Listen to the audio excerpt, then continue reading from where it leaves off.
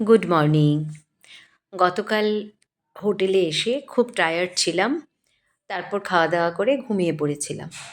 সকালবেলা উঠে যখন পর্দা সরালাম, এই দৃশ্য দেখে মন একেবারে অদ্ভুত আনন্দে ভরে উঠল। রুম থেকে এত সুন্দর দৃশ্য দেখা যাচ্ছে, ভাবলাম যে না, এবার এই লেকের পাড়ে, মানে লেকটার ঠিক কাছে আমাকে যেতেই হবে। টুক করে রেডি হয়ে নিচে নেমে পড়লাম। নিচে গিয়ে তো মন আরও ভালো হয়ে গেল। এত সুন্দর সাজানো, এত রয়্যাল সমস্ত কিছু, কি বলি। আমি আর কিঙ্কর দুজনেই নিচে চলে গেলাম।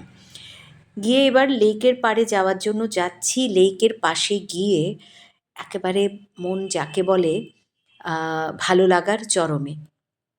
এই দৃশ্যটা ঘর থেকে দেখতাম, রুম থেকে দেখতাম, এবার একেবারে হাতের কাছে। সেখানে দাঁড়িয়ে প্রচুর ভিডিও, প্রচুর ছবি, সব কিছু তুলে নিলাম। এবার লেকের ধার থেকে আমাদের যেই ইভেন্ট হবে, একটু পরে মেহেন্দি শুরু হবে, সেই মেহেন্দির জন্য যে জায়গাটিকে সাজানো হয়েছে, ওই যে লেকের পাড়টা বুঝতেই পারছো, এই জায়গাটিতে এসে মন আরও একবার ভালো হয়ে গেল। এখানেই আমাদের ব্রেকফাস্টের আয়োজন ছিল। প্রচুর ব্রেকফাস্ট, বাঙালি গুজরাটি সব ধরনের খাওয়াই রয়েছে।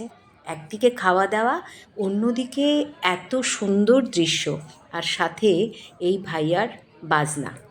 কি বলি, সব কিছু মিলে একেবারে মন ভালো করা একটা মুহূর্ত। আবার রেডিও হতে হবে, একটু পরে শুরু হয়ে যাবে মেহেন্দি। সেই ছোট্ট অনুষ্ঠানটিও তোমাদের সাথে অবশ্যই শেয়ার করব। ব্রেকফাস্ট আর মানে দেরি করা গেল না। এই ছোট্ট ভিডিওটি ক্যাপচার করলাম, করে ব্রেকফাস্ট করে সোজা রুমে গেলাম।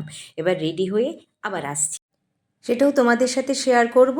তাহলে সঙ্গে থাকো, দেখতে থাকো। টাটা।